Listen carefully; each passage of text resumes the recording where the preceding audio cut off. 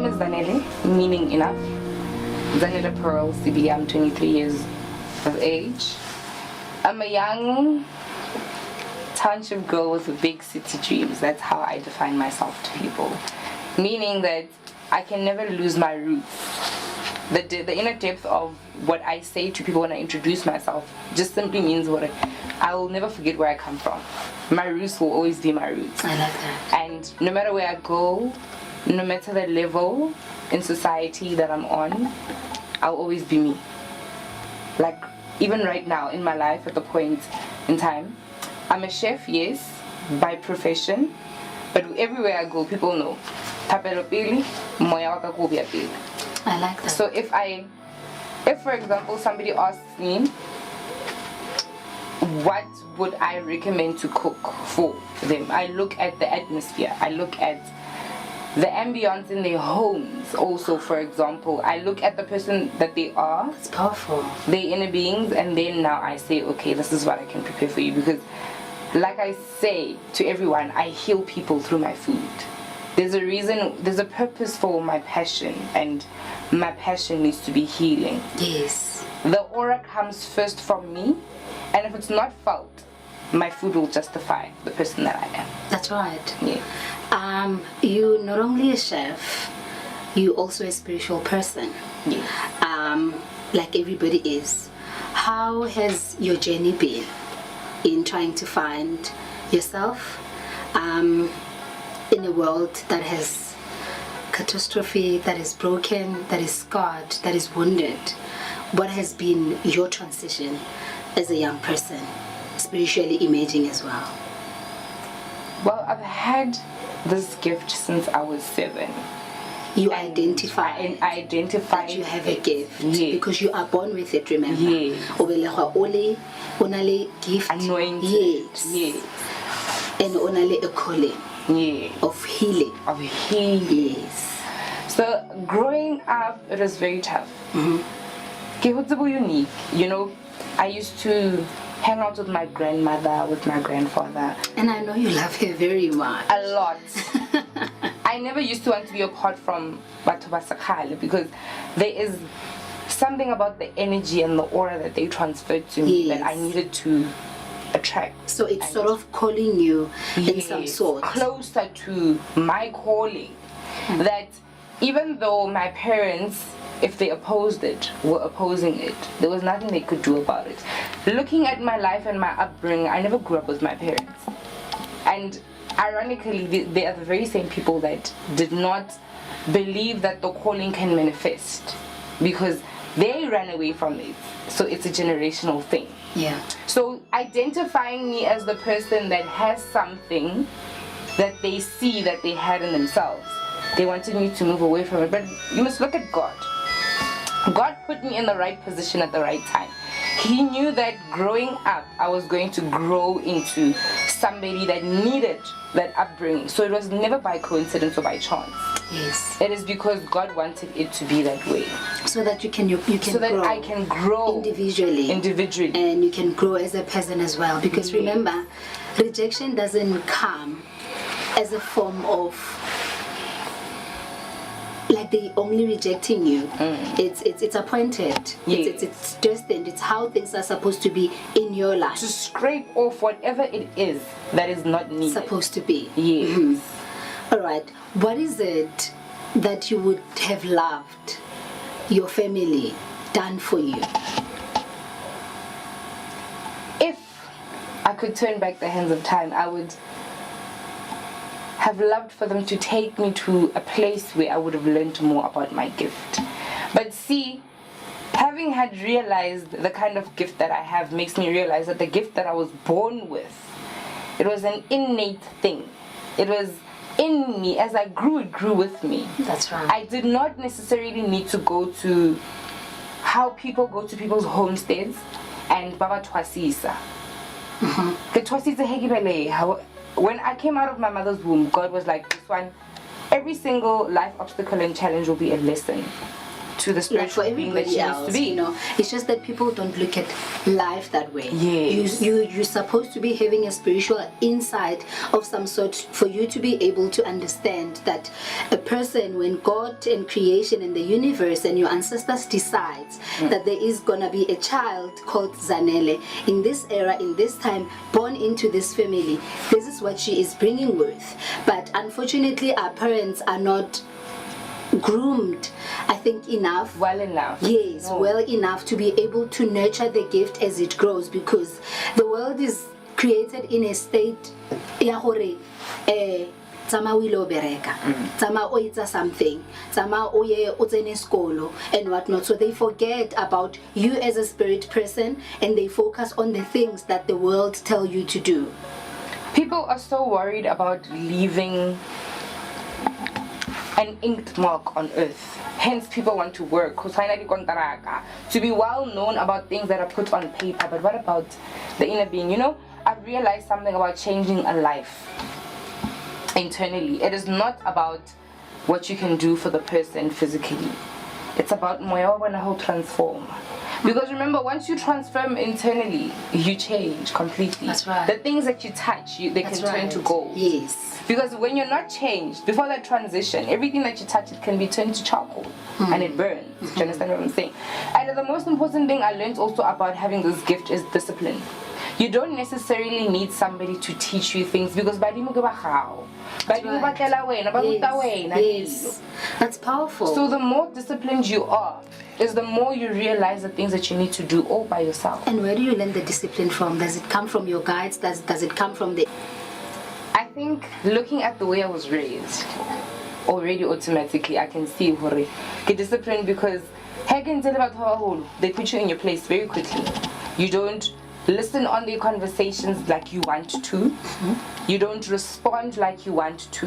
You don't behave like every other ordinary child. How about Roma? Wow. So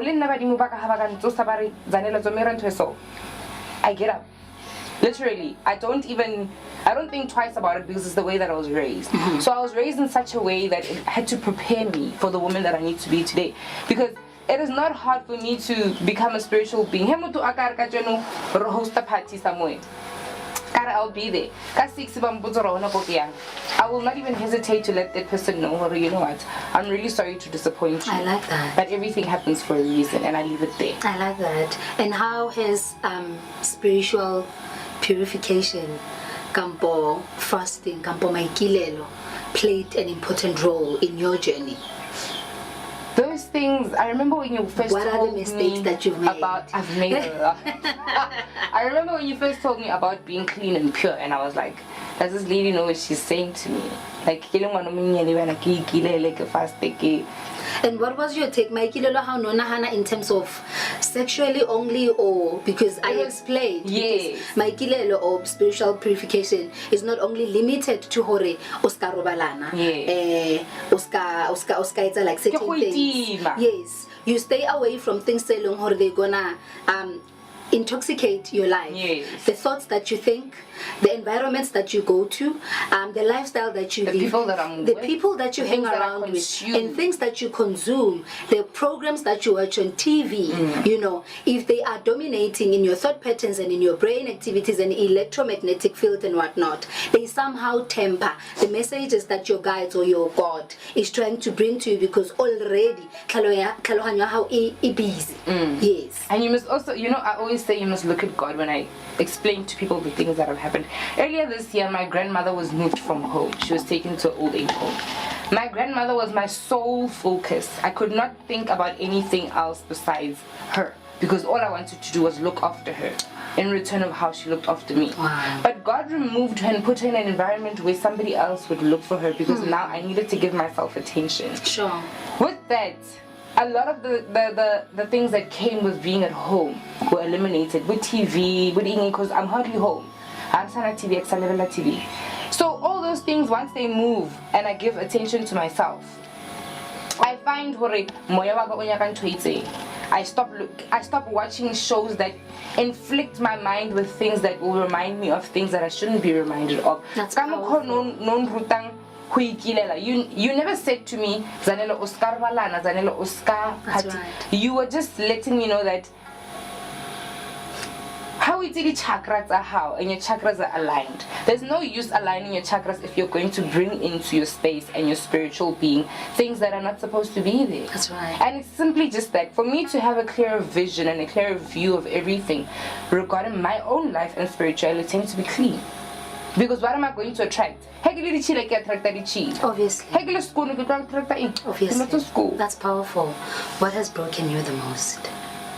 What has broken me the most is the truth. Okay. The truth is very scary, but it has broken me in a sense that I was unable to accept people for who they are and accept them with the challenges that they face. I've always wanted people to be perfect because I grew up growing towards perfection. And it made me realize... Is there anything of that sort? Is there perfection? There isn't. Then why are we pushed into thinking that whatever that you do needs to be perfect? Isn't it one of the things that would push people into fall into depression or anxieties or panic attacks or stress whatsoever? I think that is the main thing that made me move away from society, because they have a stigma of thinking that anything you work at needs to be perfect. But anything you work at needs to bring you growth instead of perfection. If you don't grow through what you go through, there's no use of going through it. Because if you want to be perfect, you won't purpose in anything. If you want a curtain to be perfect, for example, then because perfection is something that's straight, but your curtain turns at the corner. There's an edge that turns. That's powerful. And it shows us that everything, there's a break to the thought of perfection. You can never be perfect in life. Wow. But you can be the person that you want to be to the best of your ability. Yes. What gets to you? What makes you cry? What makes you visit that vulnerable place inside of you? Loss. Everything that I've lost in my life makes me cry, because it makes me question what I could have done differently, how I could have been a different person or a better person. And what are the losses? Losing my sanity. I could have just listened to my inner being. Losing the people that I had in my life that I valued and cherished the most. I could have treated them different, but God needed to show me that the moment you don't do certain things in a certain way, the way that you want them to be, you'll never be fulfilled. Because I could have been fulfilled by treating people better. I will never have regrets. So everything that I do in anything, I must just be me. Live freely. Be me. If me says I want to be respectful and not listen to, for example, for example, and then I can't. So automatically we're taught not to respect somebody who doesn't respect the things that they do, because but it's their calling. As much as we can say it's wrong, it's what God wants them to go through. So that probably they can be a lesson to other people. Yes. But it doesn't mean these people must be outcasted or rejected, because they're still human at the end of the day. And the more society does it, you realize it's a lot of us are wounded, like from our families, from the world as well. We are broken people, we are wounded people, especially as people of color, like African people. 99% of adults, 99% of elders, 99% of young people are going through some form of identity crisis, some form of pain, some form of not understanding who they are and where they're coming from or where they're going, simply because of ba latlhile di roots ba latlhile tsamaiso e leng gore ne ba tsamaisiwa ka yona ge ba gola. And for some families it's even their great grandparents, they sort of batsere Western things and Western laws, but it's about it's in Sakamo family. Then all these things tse ba butseng menyako ya tsona he bana ba behavior in some way, they start getting surprised. So I believe gore ngwana or a person can never go astray. He motho aya astray, we must check the roots, the environments. O tswa ko lelapeng le le byang. Go etsagalang ko hae. Ngwana ha o tswa ka mo classeng there is a sort like it's questionable. We have to understand hore maybe one agree lerato, maybe one agree affection, maybe one agree attention, or utritiwa somewhat. But because of now we've carried laws into our own hands, we are westernized, we are brainwashed. Yes. Instead of utsengwana o miemo fatse o check hore o phela byang ko hae, already o mo treata bya ka le godu at a young age. You are not rehabilitating that child. Instead you are utlhotlheletsa mollo ola hore ngwana a go leka that mentality, and ngwana ola o nna more rebellious in a girl child or mo ngwaneng wa ngwanyana. Ngwana o tsamaya a ilo fila lerato leo ka thobalana, go to different clubs, ali file ka bo relationship tse leng hore a dina bophelo ka mohare. They are not life nourishing. You throw yourself into a man or that man hasn't found himself. He doesn't know who he is. He doesn't even know who his father is or his roots. How is he gonna treat you better if you know you know? So the challenges are in or the wounds are in or the they are deeper in that sense. But what the barena balibets ibile ha ba sa re ruta hore tshwantse re phele bang re itlhomphe. There is no even a platform of okatsa mama ha mo fatsi wa nna le nna fatsi wa mama ke na le problem ya 1 2 3. They are forever waking. They are forever chasing paper. They are forever chasing the Instagrams and Facebook and all these other things. The society, they take away the bond or because there's so many things happening in the world. So bacha or bana ba ikraile hore they are neglected. And ngwana ha le neglected around the freedom, around the space we are kind. So we learn the hard way. I think you and I and amongst other people by Longhore, they are on a journey, like on a spiritual journey on finding themselves and bridging the gaps between our elders and where they come from and where we're going, is trying to understand ngwana is moya pele more than anything else. You know, understand hore ngwana how ha tla o tlaile a le bjang. The interest it's at a very young age, what are they? You know, but we should learn how to nurture that person as a gift. Eba gola ba mo groom, ba mo support, even though you don't understand where your child is going, even though it doesn't make sense. Pray. Rapela ukhuname o botse modimo hore ngwana o mphileng yena. Ne ke khopela hore wena o nthuse o mfe matla. A go water this seed e wena o mfileng yona. Because remember, we are born out of our parents, but we're not born for them. They are here for their own purposes, and you are here for your own purpose. So whatever that they need to do is hold space for you. And holding space for a person is not being judgmental. He ngwana a etsa diphoso. Ke hore o tse ngwana a irile diphoso o mo setse mo lane o mo hopotse who they are and what they are and what they all about. Because another thing that I have a very big problem with is that our parents abasaru ruta setso ba ruta molao. Do they know? And molao wa itse ke eng? Ka society. Molao ke law. In its simplest form when we directly translate it, and it's setsuke culture.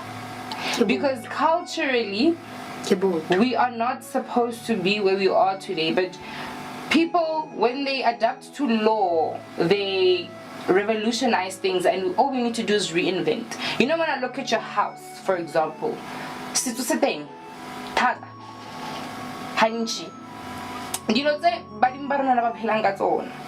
Okay, because we have to reinvent the way that we live. We have to enclose. You put a curtain, but what is behind your curtain? Bona blind dia how in.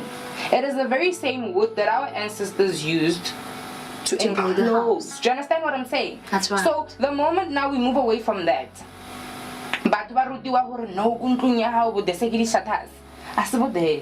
because now you're shutting your ancestors out. And automatically you've moved away from Seiko. The colors, the things that you use, the wood, you're bringing in elements of nature and your past. Art. You're recreating it. You're not revolutionizing anything, because revolutionizing is a 360 change. If you were a different person, you would have brought in so many things that are not needed in your house, but you're very authentic because you know your roots. So the biggest problem lies there.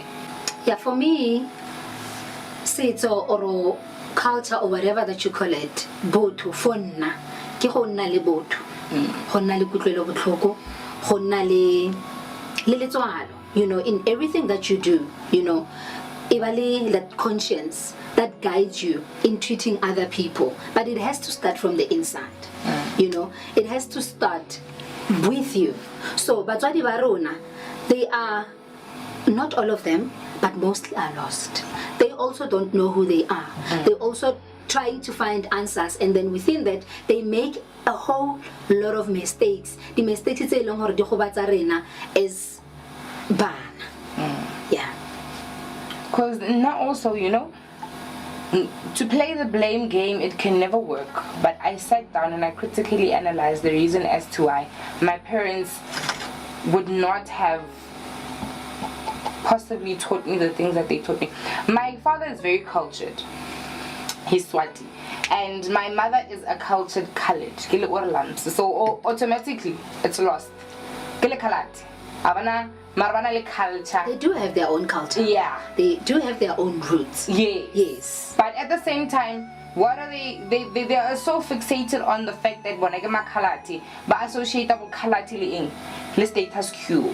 And once now you want to move up, you want to elevate yourself where you're not even supposed to be elevated, you lose your roots. Because bukalati ba haba mamaka, for example, ke bona henge bon rutileng hore he ke phahla ke tsolla godons. Mara bona ba itsere hore ke bodeso ho na godons. Sure. Ba utlwisisa hore ke bia byang? Yes. Bona ba nahana hore dilo tse bona ba di phelelang ke bodesa bo ginza bo eng motho ha toma a ba le ginza ba re ya ho shapo ke le khalati una le madi a bo khalati. But it's not fine. When you start being rowdy and what people call as ratchet, they say it's fine because una le madi a bo khalati, but it's not fine.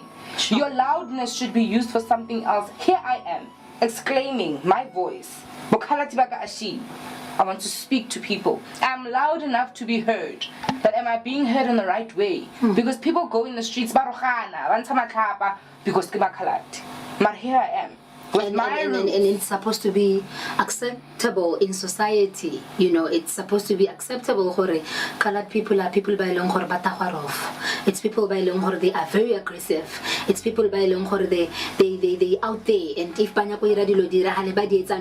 so society as well has allowed them to be who they are, if it's their culture or whatnot. So we lost. Hence, I drew away from society at a very young age, and I'm quite grateful. Why do I not go out? A simple thing like going to the park when people go to the park at June 16, for example, or 16th of December. I used to say, but how come I'm not going there? But God wants to show me that these days are on earth to be celebrated, to signify something. But if you lose the significance, why are you there? So, being raised in the way that I am, I'm quite grateful because I see things with a different eye. And if there's something that I need to repair, I won't hesitate. I complain like a certain thing. I like that. I like that. And that is why I'm the person that I am today, because I chose to be a different path for yourself. I chose a path that has light, a path that has quality, a path that has authenticity, a path that is genuine and it's loyal and it's out there. Because as much as Badimo Bakono directed steps to how everything is a choice. It is. We all are choices. Yes. Rebellion is a choice. That's true. So how about fiti samo gating? Baraketa gate enyane or gate e hole. Why not kata gate enyane because onahana it's easy to open. Gate hole tshwantswe o e goga. Ketile e hole ke tafutsa hore e re ke bona hore e hole inale. Wow. Because so thinking long term also. Sure. Don't always just think today I want to be excited and happy, I want to be high and thrilled. It doesn't work. Because the more wrong you do today is the longer you'll take pain for it in your future. That is true. And then 10 years ago that is so true. Thank you so much, Zanele, for being here. It has been amazing. I learned. Oftentimes when we have conversation, I learn a lot. So this is Authentic Soul Conversations with Itesh and Palate, and we are grateful to be here. We are still going to go and touch lives. We're still going to go and find, the true unique voice of people inside of them. And, taking the light higher, putting out the torch out there and, healing people. Everything is therapy. When God created the universe, He knew that the universe is supposed to sustain us and it's going to sustain us. So yeah, give thanks. Thank you so much.